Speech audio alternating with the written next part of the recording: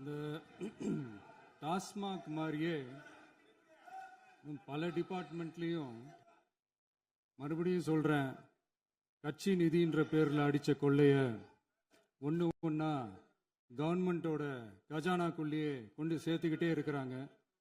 இப்பவும் சொல்றேன், மக்கள் பணத்துல இருந்து ஒரு பைசா கூட தொடமாட்டோம், தொடவும் விடமாட்டோம், தொட்டா விடமாட்டோம், இதுக்கு முன்னாடி தொட்டவங்களையும் விடமாட்டோம்.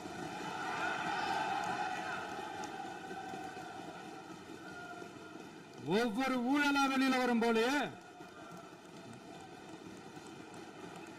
ஒவ்வொரு வேஷமா கலைஞ்சிரும் போலே, இங்க இருக்கிற நிறைய பேரு நடுங்கி போய் இதுல நம்ம மேல அவதூறு வேற. இப்ப புதுசா ஒரு வெப்பன் ஒண்ணு கொண்டு வந்திருக்காங்க. அது என்ன தெரியுமா? அவங்க தயவால தான் நம்ம ஆட்சி நடக்குதான். மக்கள் தயவால இந்த ஆட்சி நடந்துகிட்டு இருக்கு. மனசாட்சி உள்ள சக்திகளோட ஆதரவால இந்த ஆட்சி நடந்துகிட்டு இருக்கு. நாங்க தான் அனுப்பி வச்சோம் அப்படின்றாங்களே. அனுப்பி வச்சவங்களுக்கு மினிஸ்ட்ரியில இடம் கொடுத்தா ஏன் கதறீங்க?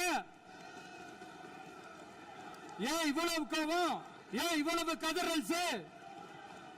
இதுல இன்னொரு முக்கியமான விஷயம், மார்க்சிஸ்ட் கம்யூனிஸ்ட் கட்சி நமக்கு ஆதரவு கொடுத்தது சுயேட்சையா எடுத்த முடிவுன்னு சொல்றாங்க. அதே மாதிரி இந்திய கம்யூனிஸ்ட் கட்சி நமக்கு ஆதரவு கொடுத்தது சுயேட்சையா எடுத்த முடிவுன்னு சொல்றாங்க. இதுல எங்க இருந்து நாங்க தான் அனுப்பி வச்சோம்னா புரியலையே. மக்களுக்கு நல்லா புரியும், எல்லாத்தையும் தெளிவா பார்த்துக்கிட்டு இருக்கிறாங்க.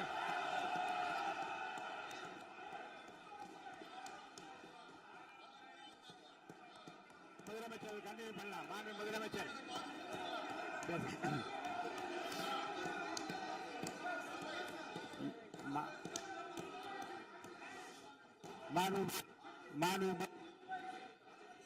முதலமைச்சர் கண்டினியூ பண்ணலாம். நீங்க கண்டினியூ பண்ணலாம்.